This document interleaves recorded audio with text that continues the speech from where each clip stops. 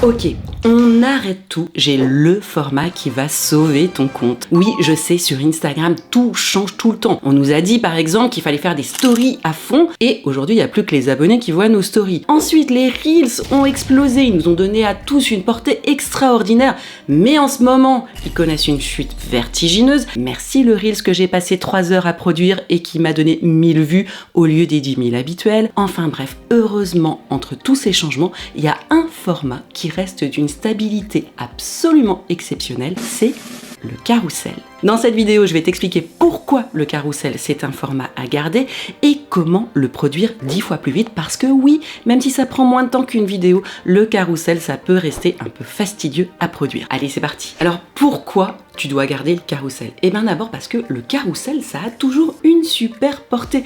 On fait régulièrement de très bons scores avec nos carousels, c'est pour ça qu'on ne les a jamais abandonnés. Ensuite, l'algorithme continue à reprendre régulièrement des carousels pour les montrer à des personnes qui ne sont pas encore abonnées à ton compte, comme tu le vois dans ces stats. Et c'est donc un moyen de continuer à être visible sur des personnes qui ne te connaissent pas encore. Ensuite, l'avantage du carrousel, c'est que tu as une surface d'expression beaucoup plus grande qu'une simple image, par exemple. Tu peux vraiment détailler un propos et les gens se sont habitués à swiper pour avoir tes conseils dans les carousels. Ça te permet d'avoir un discours plus profond et donc en plus de te montrer à des nouveaux abonnés, le carrousel te permet de construire de la confiance et de la crédibilité en tant qu'expert sur ton audience actuelle, ce qui est quand même le meilleur moyen de conserver un bon engagement avec tes abonnés et pourquoi pas de les amener à convertir ensuite en tant que client. Donc le carrousel, il a tendance à cocher toutes les cases de la visibilité à l'engagement jusqu'à la conversion. Il y a 3 grands types de carrousel. Le premier, c'est le carrousel de type éducatif, c'est souvent celui qu'on voit le plus. C'est un carrousel dans lequel tu partages des conseils, des astuces pour aider ton audience à résoudre un problème ou bien faire quelque chose. Comme nous, on le fait dans ce carrousel, stop, ne dis plus merci en commentaire. Le deuxième type de carrousel, aussi couramment utilisé, c'est ce que nous on appelle le showcase. Dans ce carrousel, tu vas simplement montrer quelque chose, tu vas faire une itération sur un thème en particulier. C'est beaucoup utilisé évidemment par tous ceux qui font du produit, parce que ça leur permet par exemple de montrer différentes utilisations de leurs produits, ou bien tout simplement différentes photos qui montrent plusieurs facettes du produit. Nous, on l'utilise par exemple dans cet exemple pour faire quelque chose d'un peu humoristique, comme on l'a fait ici avec le tour du monde du social media manager, où on montre quel serait le profil d'un social media manager faisant partie de ces villes. Le troisième type de carrousel, c'est le carrousel de type storytelling. C'est un super carrousel, il peut pas s'utiliser de manière très récurrente, mais quand tu le fais, il marque toujours des points. C'est un carrousel sur lequel tu peux partager ton histoire, raconter une expérience ou bien tout simplement partager un moment qui est arrivé, qui est important dans ton compte, ton business, ta vie. C'est ce qu'on a fait nous par exemple avec ce carrousel où on raconte l'histoire de Rapidly et de notre association avec Di, ma cofondatrice. Maintenant que tu connais les types de carrousel, il est important de savoir quelle est la structure d'un bon carrousel, parce que oui, c'est pas juste tu mets des slides comme ça les uns après les autres. Non, il y a une structure qui marche.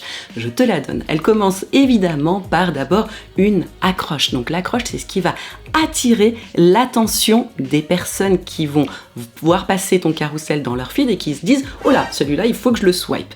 Donc tu vois par exemple dans notre exemple, je reprends l'exemple du « Stop, ne dis plus merci en commentaire », tu vois bien que notre premier slide prend une accroche qui est forte. Le côté stop, déjà ça arrête le regard, et puis ne dit plus merci en commentaire, ce que tout le monde fait, et bien forcément ça intrigue et ça donne envie de swiper. Deuxième slide, c'est pas obligatoire, mais tu vas mettre une introduction. Tu vas introduire ton sujet, tu as attiré l'attention dans le premier slide, mais tu n'as pas forcément expliqué quel va être ton propos.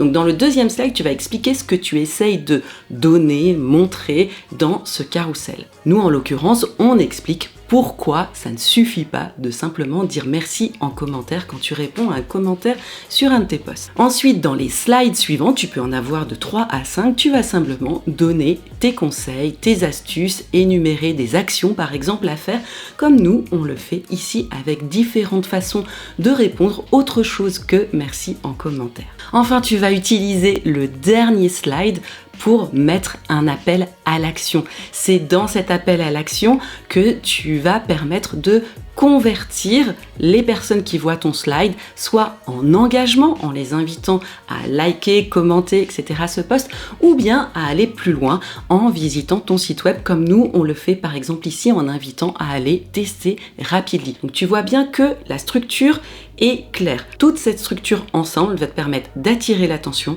construire ton expertise, favoriser l'engagement et inciter à aller plus loin vers une conversion. Ok, maintenant que j'ai dit tout ça, le carrousel, il faut le faire et c'est là que ça se complique évidemment.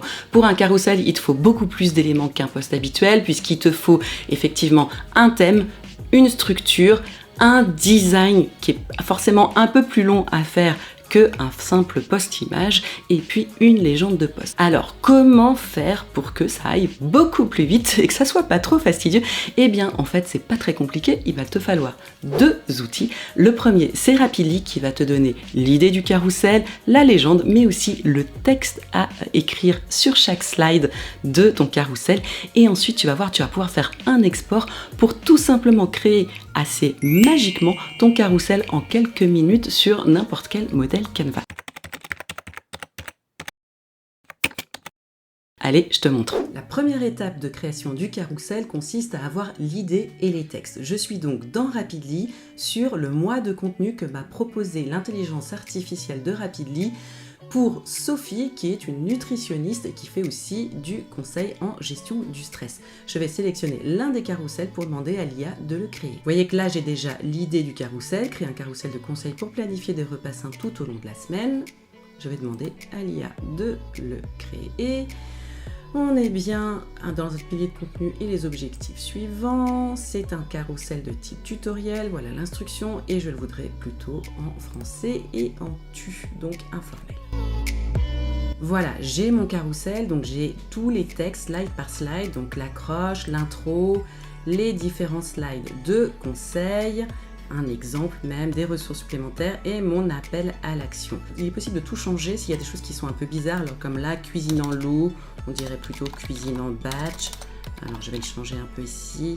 L'appel à l'action, comment c'est jaune là, par exemple, je mettrais plutôt, je pourrais demander à l'IA encore de me générer autre chose, mais pour l'exemple, pour aller plus vite, je vais simplement dire, dis-moi en commentaire, hop. Voilà, pour encourager l'engagement sur le carrousel. Maintenant, je vais demander à l'IA de créer une légende qui ira avec ce carrousel. Je vais lui dire, hop, ici, rédiger légende de carrousel. Voilà, ça ira très bien. Ce sera la légende qui accompagnera le carrousel. Passons à la deuxième étape, la création du design du carrousel sur Canva. Donc, je suis sur Canva, j'ai ouvert un nouveau design et je choisis un modèle de carrousel. J'ai choisi celui-ci et je vais lui demander d'appliquer aux 6 pages. Alors, lui, il a 6 pages sur ce carrousel. Moi, j'ai 9 pages en tout sur mon carrousel, donc je vais simplement rajouter des pages en dupliquant un petit peu plus. Voilà, là j'en ai 6, 7, hop, on va en rajouter encore 2 et c'est parfait. Et maintenant, qu'est-ce que je vais faire? Eh bien, je vais simplement faire des copier-coller pour créer mon carrousel. C'est parti.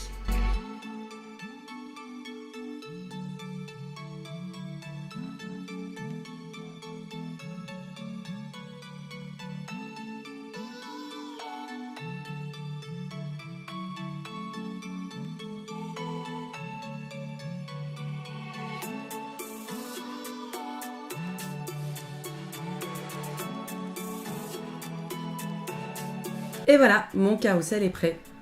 Je vais simplement l'exporter pour le réimporter dans Rapidly et pouvoir le planifier. Retour dans Rapidly où j'ai donc uploadé toutes les différents slides de mon carrousel qui sont maintenant ici. J'ai la prévisualisation ici qui me permet de voir que mon carrousel est bien là et je vais pouvoir ensuite simplement le planifier pour qu'il soit publié automatiquement sur la régie. Si tu fais des carousels, utilise cette méthode pour aller beaucoup plus vite et si tu n'en fais pas encore, teste ce format, tu vas voir, amuse-toi, prends plaisir à les créer, tu vas voir que ça peut vraiment dynamiser ton compte. Et oui, tu peux aussi avoir un compte Instagram avec que des carousels, même si je te recommande quand même fortement de garder les reels, ça te donne une autre exposition. Pour continuer dans l'optimisation de ton compte, je te recommande ensuite cette vidéo où je t'explique comment créer la bio parfaite. N'oublie pas de liker cette vidéo si tu l'as trouvée utile et de t'abonner pour ne pas rater les prochaines.